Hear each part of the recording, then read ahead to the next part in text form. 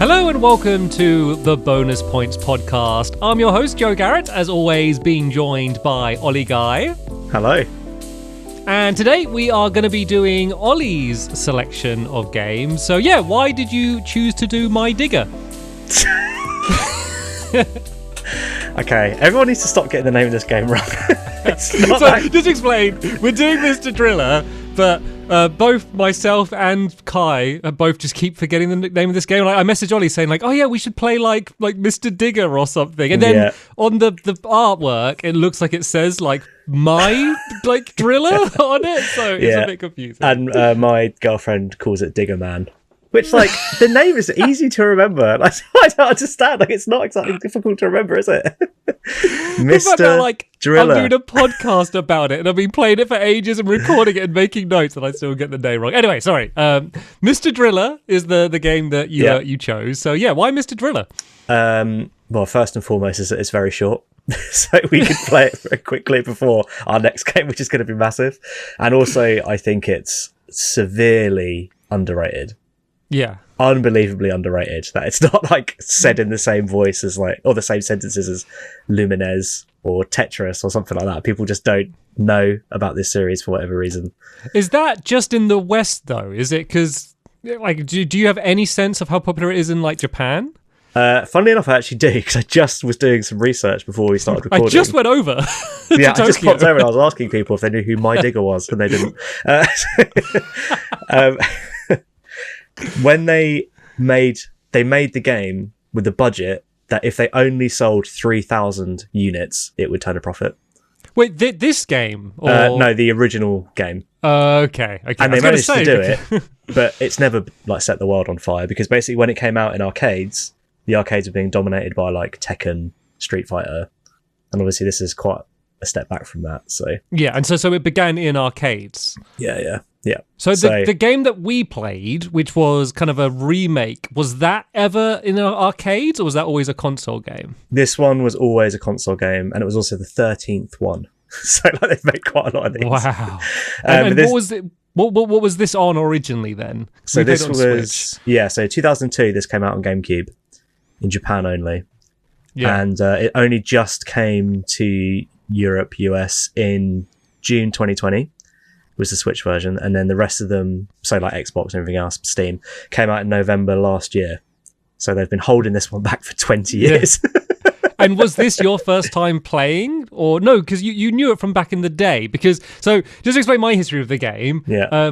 You mentioned about playing Mr. Driller, and I was like, I don't think I know of it. But then I had a vague memory of, I think, us playing on the school playground on our phones. And you got to remember, this is not touchscreen. These are small, whatever, Sony Ericsson phones. Playing a mobile version of this game was my only time that I played. I actually played that quite a lot. So when did you first discover Mr. Driller? So I first played the DS version, which is called Drill Spirits, DS. Very clever. And that's actually been called one of the worst versions. But I thought it was cute, so I was like, oh, it's fun. And was that, did you import that, or was that released? That was a launch game for the DS. Okay. So I got that on launch day. And have there been other ones released over here, or mainly just in Japan? Like an Xbox, what was it called? Xbox Arcade? There was one. Live Arcade. Yeah, it was called Mr. Driller Online. And that's the one this one's closest to. But this one is the big daddy. This one is award-winning. As I was doing my research earlier on, I found out that Famitsu, the Japanese magazine, gave it a Gold Hall of Fame award, which I don't know what that is, but it sounds good. Do you remember Games TM, the magazine that we used to get here? They put it in their top 20 ever GameCube games, which the GameCube had some really good games. That's crazy. And then Engadget named it among the 10 best GameCube exclusives. And that's a console that has Resident Evil, or had Resident Evil 4 exclusive, Super Mario, Sunshine. It had some really good games. And now they're Mr. Driller's in the top 10 of those games. And do you have any sales figures for it? I actually don't, I'm afraid.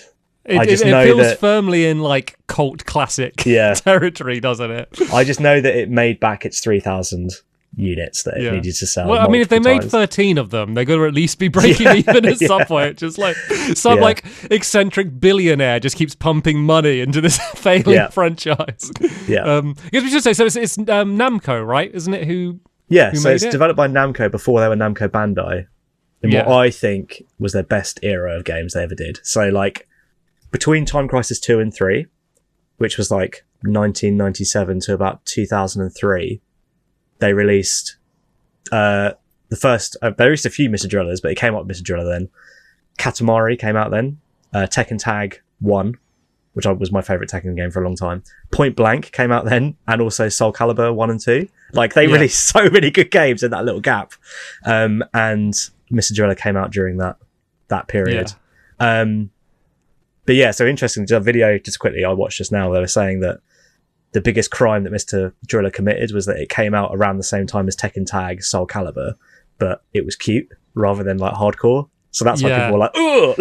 I think the thing is it was just getting to like that era was the game, like the era where you could kind of properly, seriously do a game with like realistic like graphics. Mm-hmm. Like the graphics had got to a point where you could do a game like, I don't know, like Metal Gear Solid 2 or something. I feel like that's always our go-to. And you know, and it could sincerely try and do kind of a more realistic art style without it just looking like stupid. Yeah. And I guess because this was a 2D game and like, you know, 3D with good camera controls was still like a novelty, that probably buried it. I feel like before we talk too much about this game in particular, especially for those with the audio podcast that have no idea what this game is, you kind of just want to explain what like the gameplay is about. Yeah, so sorry for that massive info dump there about like all things Mr. Driller. Well, no, it's needed because I think this is I feel majority of people listening to this have never played or heard of Mr. Driller. The game appears very shallow, which everyone I've showed the game, they always say the same thing. But actually, it's very deep. It's very deep, like a mine or a well. Exactly. It's actually very deep. So what you do is you play as a little dude, where you pick your character, and then you have to drill down the screen, and it kind of looks like Tetris blocks. And you smash through the blocks, and they are also affected by gravity. So if you're not careful, you can cut through them and they can fall on top of you. But if you link, so they're all multicolored, and if you link 4 of the same color, they'll disappear. Which, like, you might think, oh, I don't really care about high scores, so I'm never going to do that. But actually, there's blocks that are really hard to break, and the best way to get rid of them is to link 4 of them together, so you can basically get through them. And then all you need to do is you reach 500 meters down, so each block's 1 meter, so it's 500 blocks, and then you've completed the game essentially. But they turn it on its head so many times, and like that's kind of where I think it gets really interesting. Yeah, so that's kind of standard Mr. Driller gameplay, and there is kind of a more vanilla level in this, which is like that. But this is Mr. Driller in Drill Land, which is like just parody Disneyland. It even has like the statue in the middle like they have in Disneyland, and like the castle and stuff. So these are the different like rides that they have there, or exhibits. So they have Drindy Adventure, which is Indiana Jones, Horror Night House, which is Haunted Mansion. Then they got the whole of Druaga, which is the Disney castle, but also Dracula. Well, the whole of Druaga was actually based on one of Namco's first ever games, was called The Tower of Druaga, which was an RPG. So this was like a kind of like a rip-off. A throwback to that. But then they just threw it in the Disney castle. Yeah, but it's a bright, colourful Disney castle. Yeah. Then they got Drill World Tour, which is It's a Small World. And then Star Drill, which is kind of just like all of Tomorrowland. Yeah. And the different exhibits. That's really interesting. I didn't never put those together because I've not been to like a proper Disneyland. I've only been to a Paris one, which I don't remember. Yeah, but I hadn't put them together. Obviously, Indiana Jones I could see because of it. He's called Drindy. Did you just really quickly before with Drindy? Did you look at the story cards that you can unlock? Oh yeah. Did you read the Drindy one? No. So Drindy is a character in a movie in the world of Mr. Driller, and he's played by Holison Fjord. They're not very subtle with this, are they? No. But yeah, as you were saying, like each kind of ride is kind of a twist on the gameplay. Some more than other kind of change things. So yeah, did you want to kind of like pick out some of your favorites and kind of talk about like the way that they change up the gameplay? Well, let's have a think. So this is I'll quickly run through all of them. Actually, I think that might be best. There's only 5. So Drill Land World Tour is just you drill down and you hit 500 meters and you complete it. Yeah. So you're just smashing through blocks. You got to make sure your air doesn't run out so you can pick up oxygen. I guess the unique one of that one is the only one where it lets you choose which character you want to play as, and they kind of have different attributes depending on who you choose. Mm-hmm. And then Star Driller. So this is the order they appear in the game. So Star Driller is the next one, which is more or less the same, but you have power-ups as well, so which can either be good or bad. They're like question mark blocks. You don't know what you're going to get. But they do always appear in the same place, so you can kind of remember, at 133, I want to avoid it because it's going to be something bad. Drindy Adventure is probably the first big change in that you don't need air. The blocks don't disappear when you connect them, and you need to collect idols and avoid traps like Indiana Jones. A lot of boulders rolling around. Yeah, a lot of rolling boulders. They took the obvious thing for Indiana Jones and just added like 5 of them on the screen times. Then we have Horror Night House, which is like just so weird. Like you're basically like a haunted mine house, and you have to drill down and collect like holy water, and then exorcise ghosts and drill them out and collect them as gems. And then the whole of Jirago is the last one, which is just like a full-blown, well, not quite full-blown, but very RPG inspired, with like little buffs, and you have like HP and enemies to fight and like stuff like that.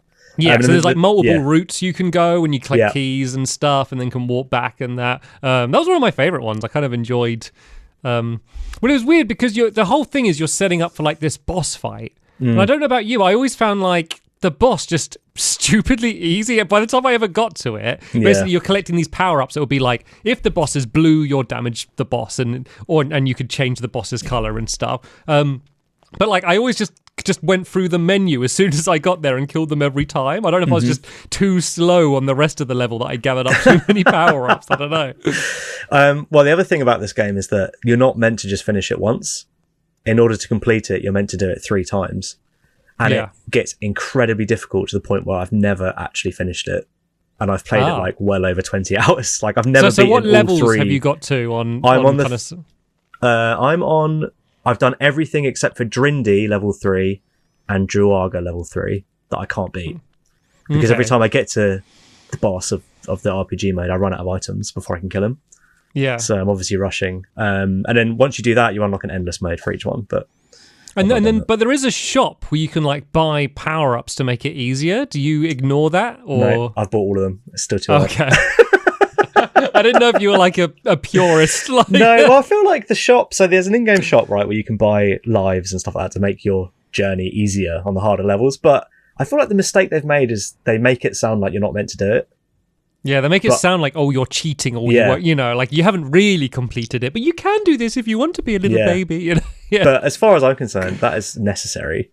Yeah. Like some of them you're never going to, like drilling 2,000 meters of just 3 lives, like you're never going to do that. Like... So that was one of my problems with the added difficulty. So I started like, I did some of the level 2 ones, not all of them. Yeah. So I was doing the Drindy one. And so the first time you have to, as you say, get to level 500 meters down. But then the next level, you have to get to 1,000 meters down. And I feel like that's where it kind of hurts the pacing. It almost turns into like endurance. I feel like I want just make it harder, but the same length of time, because they do as well. They change up the layout, and they have actually some much more unique layouts where it's much more of a puzzle. You know, there's like 6 boulders in a row, and you've got to really think about where you want to go through. And I love that stuff. I want loads of that, but just the whole way through on level 2 and 3, and not have to go also 1,000 meters, because like if I fail at 800 meters, it's, you know, it takes away that one more try factor because each attempt is too long. Yeah, I agree. And also the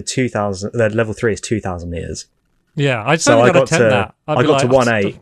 I got to 1.8 and I died, and it was like 18 minutes or something. And I was like, I literally can't do that again. Yeah, like I don't mind the challenge. Like make it trickier or more interesting, or take something away, make it so I dig slower. You know, do that stuff, but just don't like, you know, double the depth you got to go. What did you think? You've not said what you thought of the game overall. Obviously, I'm really excited because I think it's like unbelievably good. But Yeah, no, it was. I think it was a blast. Like, I definitely enjoy the levels that have the twists on. Like when I went back to, so I didn't do it in the. You said you read them out in order. Mm-hmm. I mean, they're all in a circle. I just went through and picked. I didn't do them in any order. Yeah. So actually, World Drill Tour, the one which is the most vanilla one, was the last one that I did. And when I got to that one, I was like, oh, this is just the game. But I so much enjoyed the ones that have the twists on them that once I kind of got to the standard game, it's just fun, but I found it less interesting. I enjoy it when it's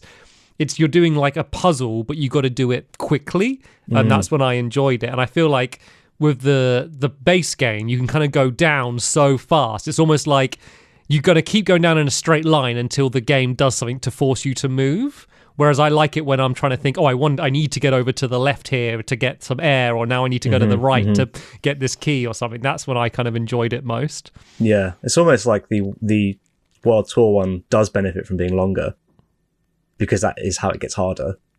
So like all it does is the deeper you go, they add. Well, did you do the World Tour level 2? I don't think I did. I think because it was so vanilla, I don't think I tried that one. So basically how they make it harder is they zoom the camera out, so you've got a much wider thing. Okay. And then also they add more colours, so they're less likely to stick together. Yeah. So therefore it's harder to drill down. It's just like little things like that I think are like someone's actually sat there and thought about that. Yeah. And been like, well, how can we slightly change this again and again and again and again? And like, it just works. I think because it's such a contained game, there's so few levels and stuff, what that allows them to do is to really fine-tune and balance everything that is there really well. Yeah. Can we talk about kind of just the wrapping the game plays in, the story and kind of the setup for why are you drilling inside of a Disney theme park? Yeah, so story, I mean, it doesn't need to be there. It's essentially... I'm glad it is, though. You go to this theme park, which is based on the previous games. So originally, I don't know if it's in this version, but in the Japanese version, they're like, oh yeah, it's celebrating you as a driller. So you're going to come here. And then it turns out that the whole thing's a front for some sort of world domination. I can't really remember. They were trying to dig down to like break some tectonic plate or something to destroy the world. Yeah. So one of my favourite quotes is there's the evil villain, and he's like... But he's set up that he's just opened this theme park just for fun. And he just said, like, I knew what kind of tone I'm in for when he said, for all my years, my dream was to open a theme park about drills. Yeah.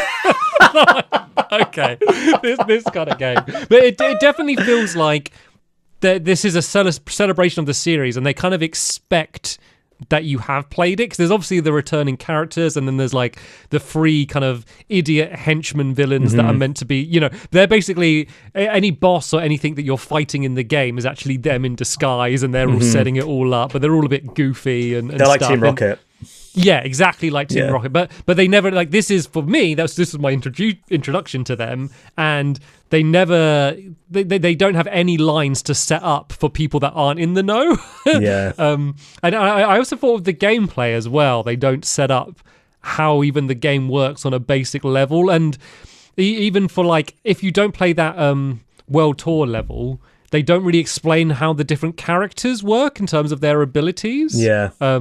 And I feel like having something up on screen will kind of just make it easier to jump into the game. Maybe the fact that there's not many levels is a bit like you just need to try it out. Yeah, but things like the dog can jump up 2 blocks. That's a hard thing to discover unless you are attempting to do it when you don't think you can. I mean, it's not like it does. It does say it on the character select screen. Yeah, but I did that level last. Oh right, yeah. I don't know why you did it last. I did that one for me. The way they're laid out is like. This is the game. It's a circle. Yeah, but like you start on Drill Land World Tour, and then it's like, okay, so this is the basic, and it gets a bit more complicated as you go around, ending with the RPG. Yeah, I mean, I didn't know what I just got put there, and I just started scrolling around to see what all the things were, but then also we'll talk about it a bit more later, but in multiplayer as well, on the character select screen there, it doesn't tell you what everyone does. No, it doesn't tell you, but they still get their powers, which I thought was crazy. Yeah, so there's a few things like that. I got a few quotes. Can I just go through some of these quotes that just make me laugh? I don't remember much of the story because I did it when it came out, and then obviously you can pick the levels again, so I replayed them and I've forgotten there was cutscenes. I mean, there isn't much of a story, but there's basically a little like mini cutscene, very light, very sort of kind of Pokemon level of animation, which isn't a huge amount of animation, but they make it go quite far, and it's all very stupid. So after you do the Drill World tour level, the It's a Small World one, which you play as the dog, he says like, "Oh, I wanted to see my pooch pals from all around the world," and then everyone around him, they all they all like freak out as if he's going to have this big strop. Then he goes, "Oh, but it was fun, so it's fine." that genuinely made me laugh. And then also the dog again as well just says like, when the villains show up and they see them, he goes, "Something about them being here doesn't sit like a good boy to me," which made me laugh. Oh, nice. And then in when you're doing like the big boss fight, you need to get like this battery for a giant drill, and then there's a battery, and then just on it just says "battery for giant drills." I remember that. Which, that gives you an idea of the tone, and then the music as well. I think adds a lot to the tone. So what do you think of the music? Unbelievable! The soundtrack of this game. So we got my favourite ever comment I think we've ever received. It was about the music from Ollie 446140008. Just says, "Came here to say the soundtrack has no business being this good." Like, what on earth was going on over at Namco when they wrote the soundtrack to this game? It's like they had their budget, right, and they spent 5% of it on the graphics. Like, they don't really move much. It's a little bit of animation, and they were like, all the rest of it on the music. Like, we're gonna have opera singers, we're gonna have full orchestra, we're gonna have like acid jazz lounge music. Like, the soundtrack is mad. Like, even like the menu music when you're back there, and like every time, because you think you'll get bored of it, because it kind of comes with like violins every time you kind of go back, and you think you hear it so much, you think you get bored of it, but I just never did. So I listen to the soundtrack on YouTube when I'm working quite often, and the song that plays during the option screen is better than like other game soundtracks, the whole library. That's so funny. Well, let's tell you what. Let's if we be quiet for a bit, I'll pick a song and I'll play it so everyone can hear it in the podcast. Called Tauros, which is the space song, and the last like minute of it is when the opera singer comes in. If you play that, it's right. Well, let's just head bob for 30 seconds and let them enjoy.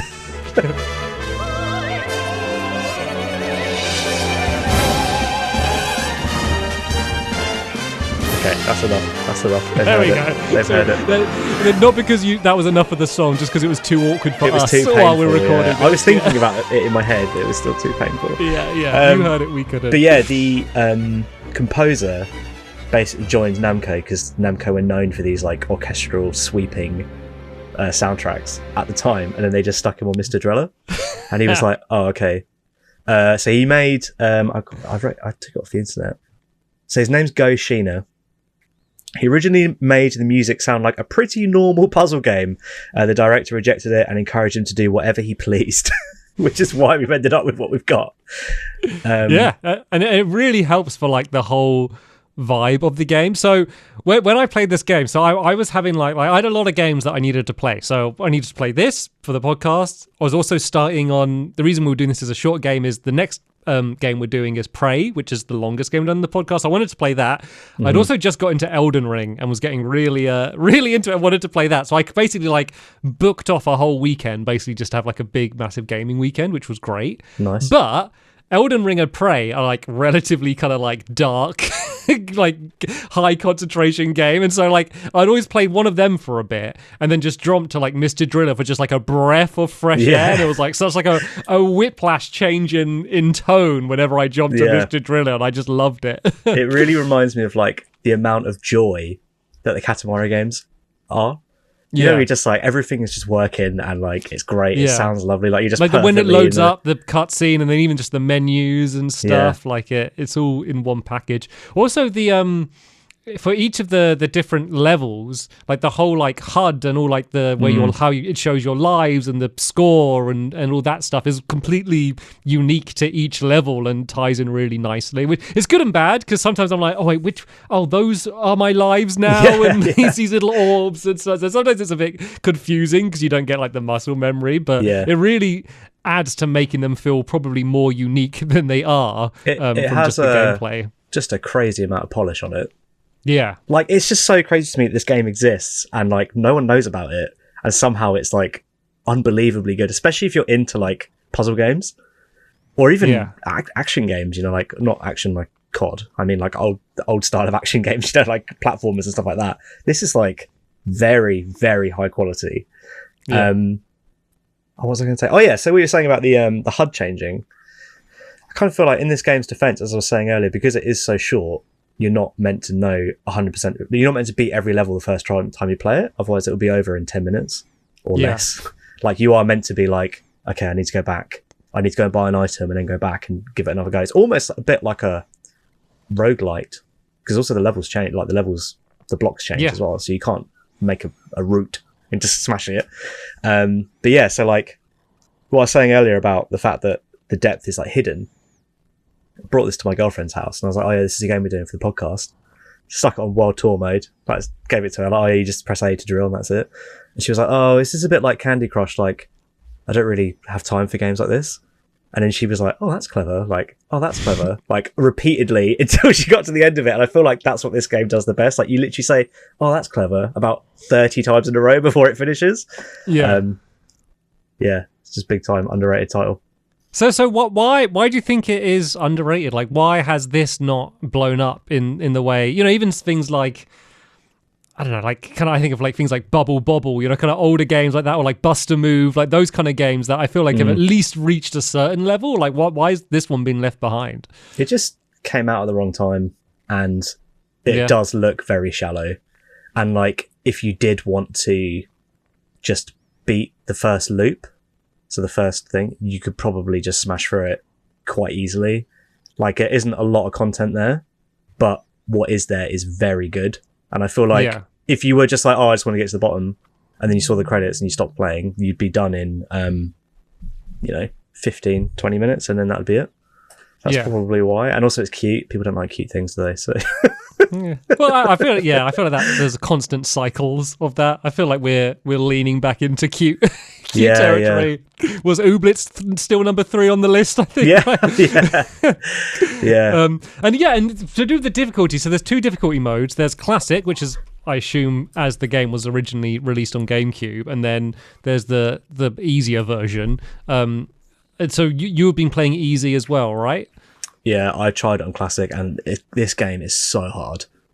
It is so difficult that I had to play it on casual, and I'm still playing. You can only have one save on each difficulty, and I'm still playing on casual, even with all the items. I can't if part of the problem was the cutesy art style with the intense difficulty, because you know, inverted comma, more casual player, you know, might pick it up for the cutesy art style and be like, well, this is way too, I just can't play it, it's too difficult. And then, you know, once again, inverted commas, hardcore player, you know, they might, you know, be scared off by the art style, or just think, oh, this isn't for me, you know, I'm a serious gamer. So they just didn't even try it, even though, you know, the gameplay could have hooked them if they gave it a chance. But also, like, Puzzle Bobble and stuff like that, they're not massive titles. No, you know, they don't sell I feel like thousands of copies or anything. Within that realm of this genre, I feel like I'd have a much better chance of, like, speaking to one of my gaming mates, that they would know of those games. You know, they might have not reached an average audience, but I feel like is there a mobile version of this game, like, out today? Nope. I mean, that's where it needs to be, right? Isn't it? That's where it would have a chance. It needs it needs a decent competitive mode. That's what it needs. Yeah. Like, the games, the puzzle games that, like, so I'm like quite into puzzle games, and the games that like catch on are things like Puyo Puyo Tetris, you know, Puyo Puyo itself, Puzzle Fighter, stuff that has fleshed out versus modes. You know, this game barely has a versus mode. So. Should we talk about the multiplayer? So there's 2 modes. There's race and battle mode. Do you want to talk about them? So race is just the normal game. There's 2 of you on the screen, and you get items, but you don't know what you're going to get. They can either help you or hinder your opponent. You can see the ghost of the other player on your screen, but that's it. And then there's something called battle mode. It's called battle mode, isn't it? It's just like you're in a big grid, the whole widescreen, and there's a medal somewhere, and you've got to find it. But the problem with that mode is that your characters are made for going down. So once you hit the bottom of the screen, you're kind of just like, I'm here now. Like, something has to fall on me. You're like trying to dig away bits to make it drop down, and then also because doesn't work. it's 1 to 4 players, but like say if you're player 1, you always start on one side and you don't know where it is, but as you get closer your controller vibrates, so that's kind of a way you got a chance to find it. But it's very luck based. But I will say I was playing with my partner. We had a lot of fun doing the battle mode. Like, we're not going to go back to it and keep playing it. It is too shallow to do that. But like, because you can attack each other as well. Like, if you drill each other, you knock them over. And there'll be a lot of times when, like, because we're sitting next to each other, we'd hear the other person's controller vibrate. And so then we'd be rushing to get to them, and then like it would be revealed, but then a block would fall on them, and then you'd steal it. So we had a lot of moments where we were really laughing out loud, and we had a lot of fun with it. And I do. Next time we meet up, like when we have 4 of us, I want to do 4-player, and I think for like 20 minutes it will be really fun, and then we'll never play it again. Well, this is it, right? It's not Tetris World Championships, is it? Like it's like Mario Party, you know, like it's a bit of a laugh for a bit, but then it's like, well, I'm not going to sit at home and practice that, you know. I think that the race mode, like there isn't that much like of the competitive edge in terms of, oh, I'm against you and you're against me. But if you're good at the game, you're just going to win. And so once again, if I invite a friend over, it's not a party game. So I'd be like, hey, do you want to play this game and do this race mode? I'm just going to beat them every time because I'm better than them because I've played it more. And the so other it doesn't thing even is, have that element. Being fast in the single player is not necessarily good. So it kind of even throws its own design away by making you race. Because so Bryony, my girlfriend, she's been playing it quite a lot. She doesn't really play any video games ever. So she's been playing it and she's really good at building combos, whereas I'm much better at going faster. So like she can easily get to 500 meters without digging out a brown. So the brown blocks are the ones you're not supposed to dig. She can easily get to 500 without digging out a single one by just chaining them. Whereas I will just smash through them and go as fast as I can because I'm like, I need to get to the bottom. So when it came to race mode, even though she'd get loads of points, I would get to the bottom much, much quicker because I'm just like, just how I play. Yeah. So, and I think it's okay to have that as an option, but then it would be nice. I mean, like what I would like is so one of my favorite party games is Towerfall. Do you remember Towerfall? We've played it probably a decent amount. So one of the great amazing things about that is it's got one of the best like custom modes. Like you can change everything. Like it's got so many different options, so you can really tailor it to how you want to play it, and then like save that as its own game mode, so you can just load it up. So even any time when we've been playing it, like what we would do, say vanilla. There's always a few little settings. Like I always have it so you can free aim rather than it being locked in, and then like I try and take away the randomness a little bit because I don't really like randomness in kind of games like that. And so I really wish that it had something like this where you could, you know, go through and just do a bunch of settings and, you know, almost like you have the different modes in the single player game. Obviously you couldn't set up a bunch of stuff like as detailed as that, but you could really make whatever mode you want, because I feel like that's how it would get legs, because, you know, the community would come up with something that Namco didn't think of, and then that would become the, you know, the best competitive way to play and what the community would grab onto. I feel like that would go a really long way. It's almost such a shame that they put so much creativity into single player, and then for multiplayer they just went there. And then they even use the same song for both the modes. It's awful. So it's quite funny. It's like a dog barking with the sound of a violin being cut in half. It's like it really, for the way that I was playing it when we were doing battle, it was quite late. Actually, I was messaging you when we were playing it. We were quite late. I think we were in a bit of a silly mood, and that music going in the background, and then like us like just like honestly, I mean, there'll be some footage on screen without like us laughing and stuff, it won't get across how funny these moments were. We were constantly banging into each other, and someone would get crushed, and we'd like, you know, neither of us were really even caring about winning. We were just like having fun with the silliness of it. Like that, like I had a lot of fun with that, and I think it would only be more fun with more players. But, you know, it is going to be one you play once a year. You know, it's not going to hold attention. I would have liked to have seen a co-op mode where you both drill down the same well. That would have been cool. Yeah. Because then you could have the thing where you accidentally drill and crush your partner. Especially if you were drilling, you'd have to be drilling, but also like chained together so that one of you didn't go off the bottom of the screen. Yeah. So you'd have like a tether between you. You can't go too far. Like that would be so much fun. Yeah. And they could just randomly generate an endless pit. Done. But instead we got what we got, which is... Or even with the race mode, like a way to have you more connected. Like obviously if you're in the same area, you could be just like someone would be digging, you go behind them. But even if like you're digging in parallel, and then there's bits where you could cross over, or you're racing to get an actual item, even if it was the mode as it is, but there's just two separate columns, and then in the middle they go together, and then there's an item you got to pick, so you can get the moment when you're both getting close to the item.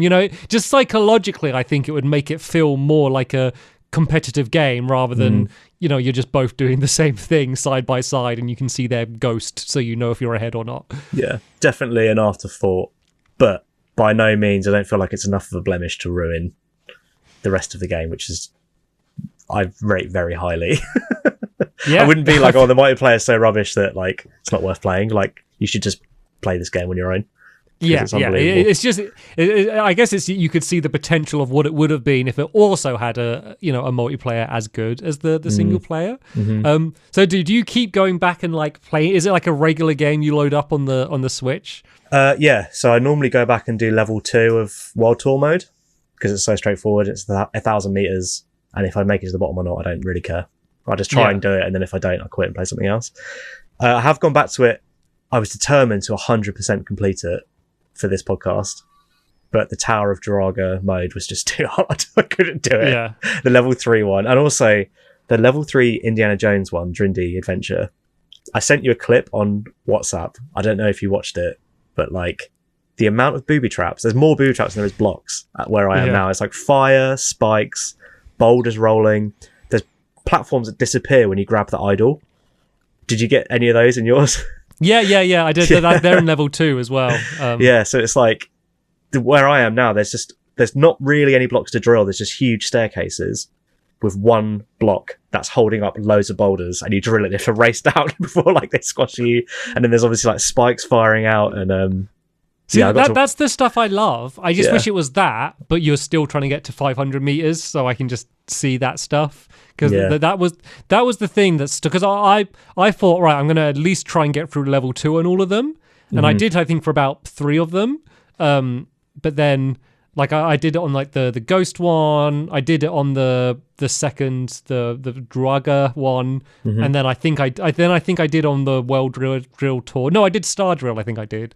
But then, then I just realized that they are just all getting longer and longer. And then there was a few times when I failed, and like, not only did I not want to try that level again, it made me not want to play the game until like I had a break.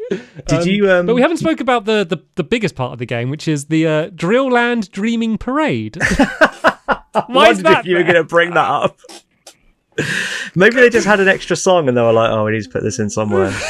Do you want to just say what it is? Because it made me laugh. It's just you watch a 2D parade from the side, and you can speed it up and slow it down if you want. It's because it's Disneyland, right? They have a big parade. I guess they wanted to get it in there. It was funny. So I went over, I was like, oh, what's this? I was like, oh, they've got a parade. And I clicked and it was like, do you want to watch like the tutorial for how to do the parade? And then it was like, basically you can like bang a drum or something and speed them up. And I was like, what? Why did they put any like development time into this? Yeah. We did actually get a comment from Hudson Ross, who said, did you feel like you were playing a better Dig Dug, or was that just me? And this game actually started, or not this, Mr. Driller, started as Dig Dug 3. Did you ever play Dig Dug back in the day? Yeah, I played Dig Dug. Yeah, so like, I see the parallel in terms of digging, but not much in terms of like the actual gameplay. Feels very different. So you know the dad in the game, Drindy. He's obviously not called Drindy, whatever his name is. Hang on, I actually got his name here. Taizo Hori. He is Dig Dug. So really? Mr. Driller is Dig Dug's son, basically. Oh, because they're all like, old man, aren't they? Yeah. So he is, and if you look at his clothes, he's wearing the white and blue outfit from Dig Dug. So they do actually have a crossover game, Dig Dug and Mr. Driller, where you basically... It also crosses over with another game. This is like super in depth. The guy that developed Pac-Man made another game called Libble Rabble, which it's kind of like, you know those games where you have to draw a line across the square and then the bit deletes that you've like... Yeah. It's like that. It's basically the first one ever of those. So the Mr. Driller Dig Dug crossover game is on the top screen on the DS, you have like that, and you create these lines. And then underneath you have Mr. Driller, who's then actually digging down the lines. And that's kind of how it works. And you're like basically liberating countries or something. But yeah, I thought that was pretty interesting. Apparently they were going to try and do like a Namco shared universe of all the old arcade games, but then, I mean, I am the market for that and no one else. So that's probably why they didn't do it. they haven't quite got the Disney's repertoire of characters for like a Smash or something else. No, absolutely not. I mean, I've just spent ages playing this game and I don't know the names of any of the characters. I mean... Yeah. Well, we've got Anna Hottenmeier, who for some reason is like Swedish or German. She's German. Don't know why she's in it. I thought you were reading out someone's comment then, and I was like, no. You were like, oh, I've got. I thought you were saying, let me go on with them. Like, for some reason, they're German. I was like, that's okay. German people can listen to the podcast. She's actually Mr. Driller's rival. It's interesting she's written in. She wants to drag him. I did notice in the opening cutscene when they're like talking about like what all of their attributes are, and it's like the robot is like this one, and like this guy is the best like of this, and then it was like the female character, like they're like the best woman driller was like her thing was and she's the woman. That was her thing. So she was introduced originally as so they could add 2-player. So they needed another character so they could add 2 players, so they just stuck her in. But yeah, I think we've pretty much covered it. Do you think? Yeah, no, I think that's kind of everything that I wanted to say about. Hopefully we made it clear how much, hopefully I've made it clear how much I enjoyed this game and just like the tone and the music and the menus and the whole vibe. The only thing we haven't really spoke about is there's like the drill town where they have like, as you said, you can collect cards. If you collect all of the cards, it says you get something. Have you done that or do you know what that is? No idea. But like this, I feel like this is very much of the era of 2002. When you used to get these old PS2 games and they'd be like, you can just collect everything. That was kind of like what you did. And there'd be things that you just collect. It'd be like, you can buy this statue. It's super rare, whatever. And it's like, you just have it. Yeah. So that's the weird thing is you can buy figures of the characters and they are 3D models. But they're only for that purpose because the game's in 2D. So it's I don't really know. But yeah, you can also like buy balloons and all sorts of nonsense. I don't really know why it's there, but whatever. It's more content, isn't nice it? Just to have they were struggling. Stuff. Shall we put it onto the list? Yes. Okay, so we've almost we're gonna have a top 10 games. We are gonna have a top 10. It's exciting. I feel like we should Mr. Driller. We should take this opportunity maybe to have a proper shuffle around if we want to, because we do have a top 10 now. I'm giving you the opportunity. I was saying before we start, I mean, Halo Infinite's been the game of contention throughout, and I kind of made a joke saying about, I'm going to move it up, whatever. But I was like, no, I'm happy with where it is. I'm not going to, after the ambush of last episode, where you got your mate on to team up to to knock it down, and I was outnumbered. But I do, I think it's in the right place at the moment.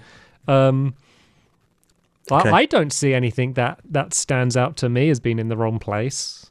I'm kind of thinking about switching. Let me quickly read through them first.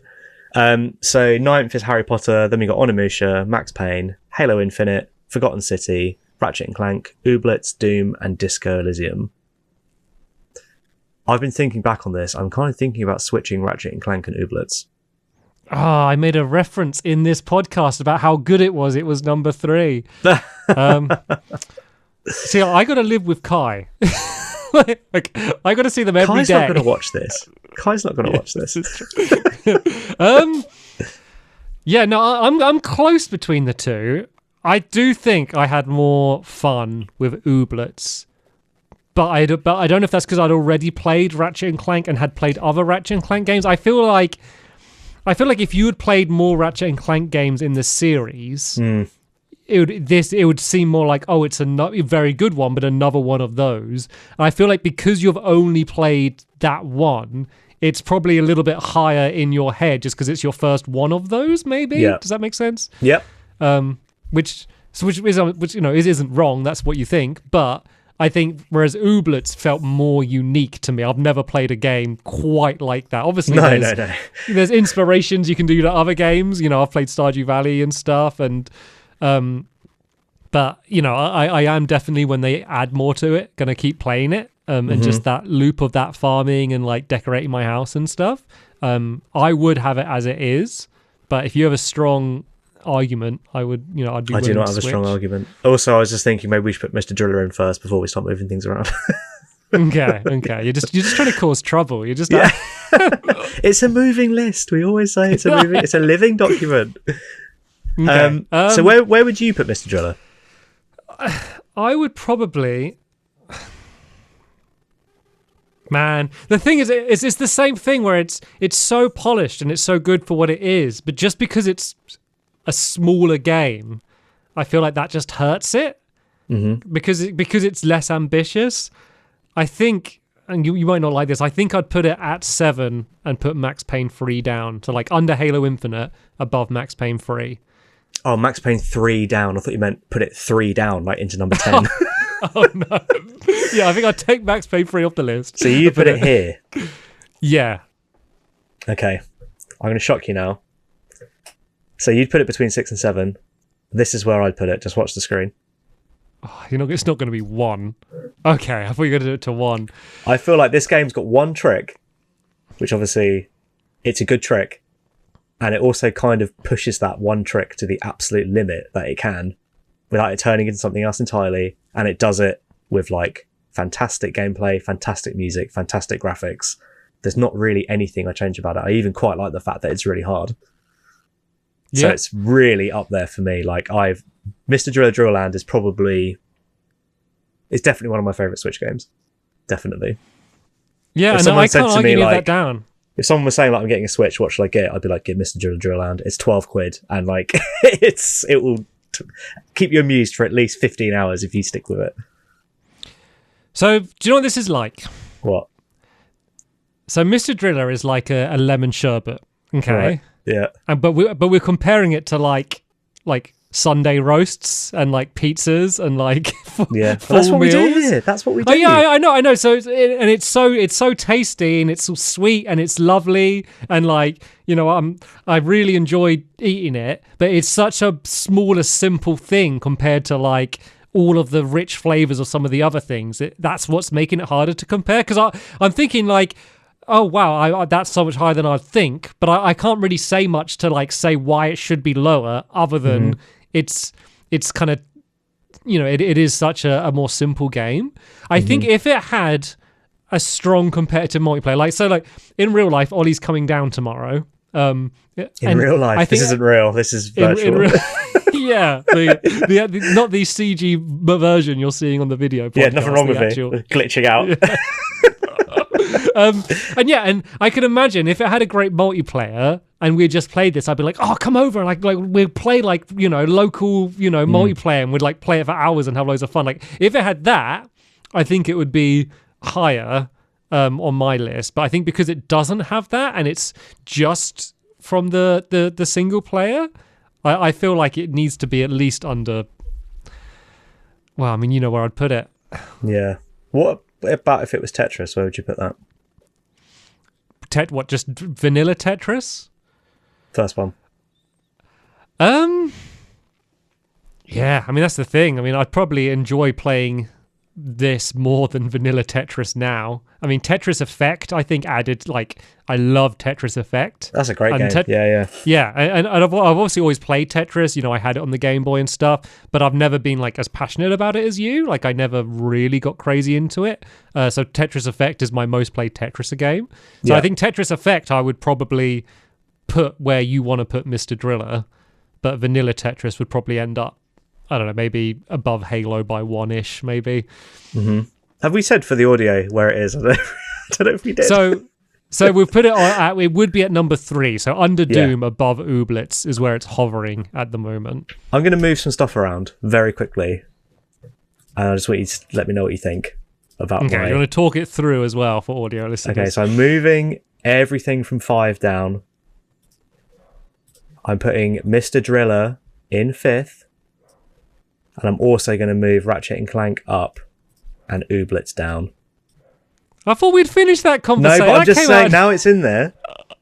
Okay, just to have a look. Okay, so now we've got Ratchet and Clank at 3, Ooblets at 4, and then Mr. Driller Driller Land at 5, and then everything else in the same order, but just shifted down by 1. I'd be fine with that, even if Ooblets and Ratchet and Clank were the other way.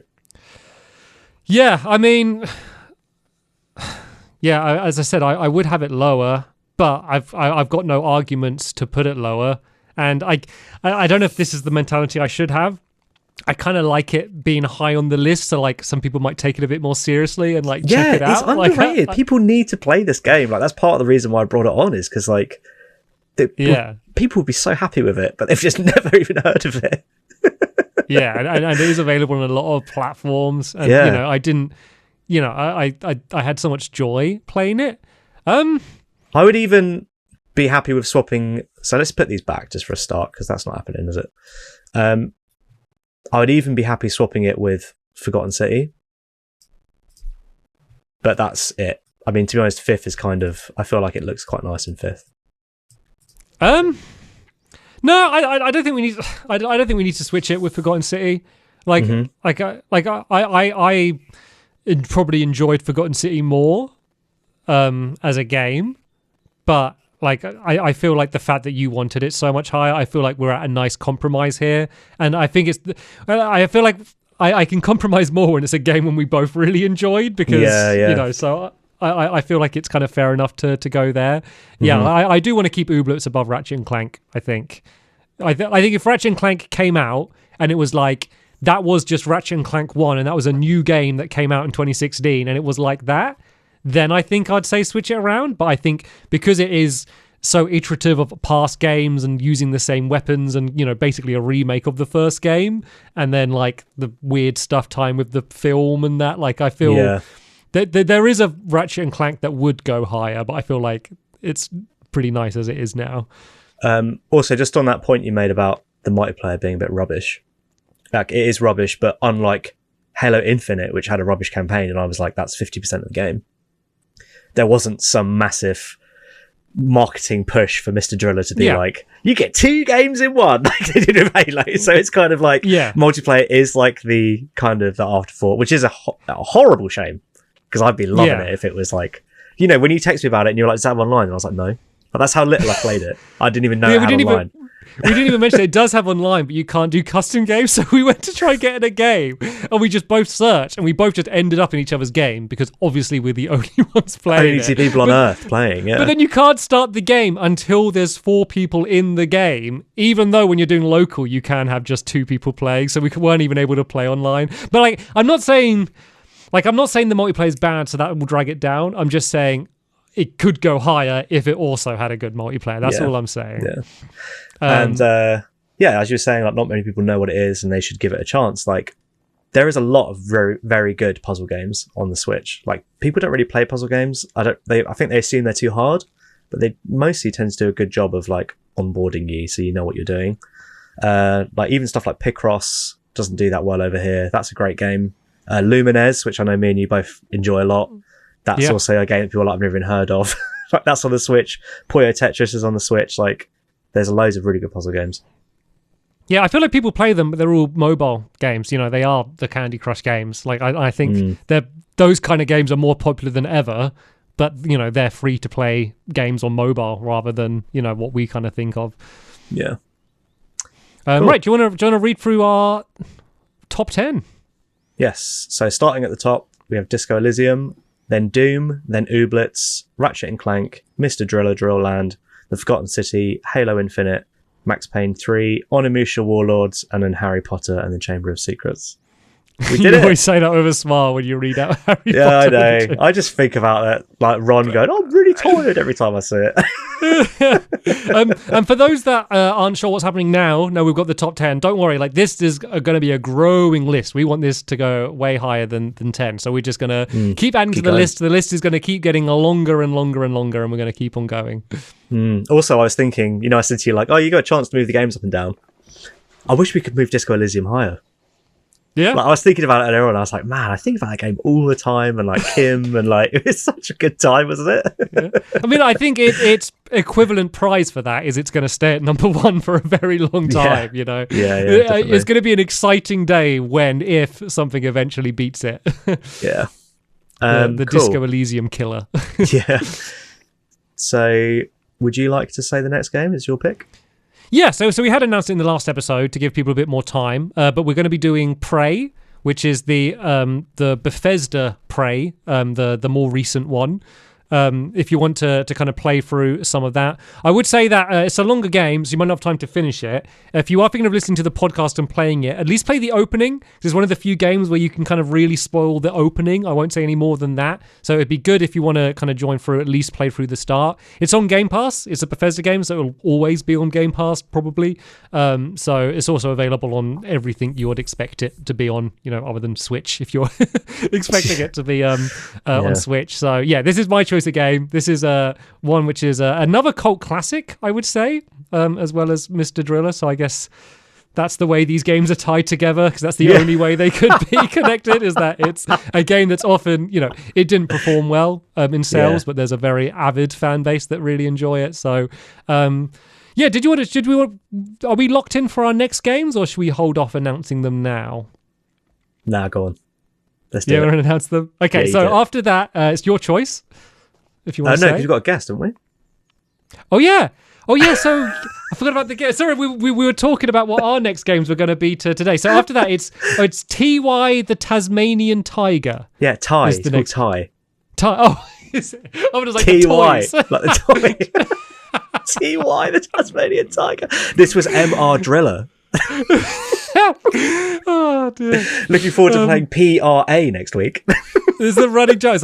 I can never get the names of the game we're playing right. We're going to be playing Pre-A next. Yeah. So Ty the Tasmanian Tiger, which is a game that neither of us have played. It was being selected by our guest. We won't announce the guest yet. We want to leave that as a surprise. Yeah. And then are we announcing the next games just so people can get ahead? So the one after that it's my choice, but it's kind of actually both of us really. We're going to be doing Undertale, which I've never played. Have you ever played it, Joe? I've played some of it, but I've not finished it. Okay. I know about it, like I know what it is, but because obviously it's absolutely everywhere, but I never actually sat down and played it. So yeah, that's a game that's been requested a lot for us to do. So hopefully a lot of you will enjoy that. And then after that, again, that no one's requested, we're going to be doing Warcraft 2. The real-time strategy game after that. So that I just think it's nice to let people know, because if you do want to kind of play along with us, if any of those games interest you and you do want to play them, I just want to give you a fair chance to have time to play them, because as it's just 2 weeks between podcasts. So that's the list of what's coming up soon. But yeah, thank you to everyone who has been leaving suggestions for games to play. We both have our own little personal lists, and like if there's one that stands out, we do jot them down. So I know people kind of love suggesting games and want their favorite games to appear, or interesting games. So yeah, thank you everyone that's been so active. And also hello to all of the newcomers. We had a big wave of new listeners to the podcast recently, and our favorite thing is to read through your comments and hear what you have to say about these games, or how you're enjoying or not enjoying the podcast. So yeah, thank you everyone for joining in the Bonus Points community. Yeah, great. Hello everyone. Hi. Probably don't know who I am. You just listened to me speak for an hour about Mr. Driller. How embarrassing. Well, you've got to know Ollie now. Thank you everyone for listening to this episode. Was there anything else you needed to add, Ollie, or are we all done? Peace and love to Ukraine. That's it. Yeah. Absolutely. So yeah, thank you all so much for listening. There'll of course be more Best of Threes coming up, and then we're also working behind the scenes at the moment of some other new series ideas. So fingers crossed, there's going to be a lot more fun things coming up in the future. But for now, thanks for listening, and we'll see you later. Bye. Cheers. Bye.